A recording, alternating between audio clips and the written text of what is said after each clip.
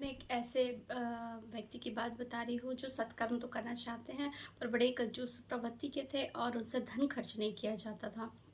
सत्कर्म करना चाहते थे, पूजन भी करना चाहते थे, पर चाहते थे कि एक भी रुपये खर्च ना हो। तो वो एक बार एक साधु के पास जाते हैं और कहते हैं कि महात्मन, मैं बहुत सारे सत्कर्म करना चाहता हूँ, पूजन भी करना चाहता हूँ, पर मैं जब पैसे खर्च करना पड़ता है ना तो मुझे पता नहीं क्या हो जाता है कि मैं पूजन ही नहीं कर पाता हूँ।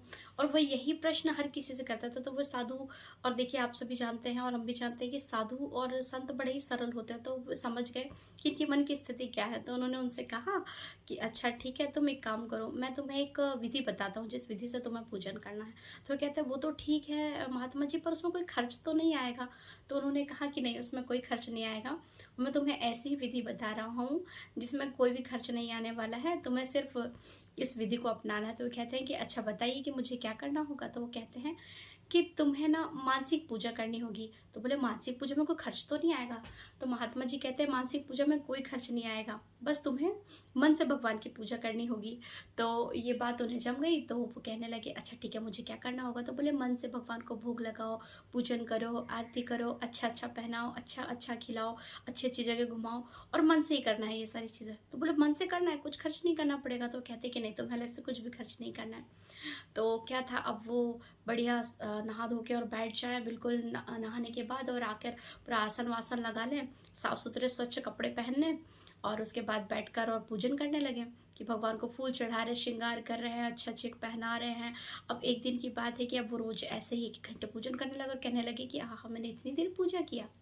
अब एक दिन की बात है कि वो पूजन कर रहे थे और भगवान के भोग का समय था। तो भोग के समय में उन्होंने देखा कि अच्छा भगवान को मिश्री नहीं चढ़ी है। तो वो मिश्री जो भोग था उसमें डालने लगे। तो दही में जब वो मिश्री मिला रहे थे तो 1 चम्मच, 2 चम्मच, 3 चम्मच, 4 चम्मच, 5 चम्मच, और वो भूल गए। वो भगवान को जब वो भक्ति कर रहे थे, तो भक्ति करते करते उन्होंने वो भगवान की छवि को निहार रहे थे मानसिक पूजा में, और वो भूल गए कि उन्होंने बहुत ज़्यादा मिश्री डाल दी है। और जब ज़्यादा मिश्री हो गई तो उन्हें लगा कि मैंने लगता है 7-8 चम्मच मिश्री डाल दी है। तो उन्होंने सोचा कि ज़्यादा मीठा हो जाएगा, तो वो उसे कम करने लगे। और जब जैसे ही कम किया, भगवान ने उनका हाथ पकड़ लिया और कहने लगे अरे कम तो तू ऐसे कर रहा जैसे सचमुच की तेरी मिश्री जा रही हो। तो देखिए कहने का मतलब ये है कि भगवान ऐसे भक्तों को भी दर्शन देते हैं। एक भाव होना चाहिए ईश्वर से मिलने का, ईश्वर को जानने का, ईश्वर के पास आने का, और ईश्वर क्या है ये पहचानने का। और मैं सच कहती हूँ, अगर आप इस भाव से पूजन करेंगे, इस भाव से ईश्वर को पाना चाहेंगे, तो वो आपको ज़रूर मिलेंगे। और ऐसी ही भक्तिमय कहानियाँ आप अगर सुनना चाहते हैं तो मेरे चैनल को सब्सक्राइब ज़रूर करेंगे। धन्यवाद। जय श्री राम।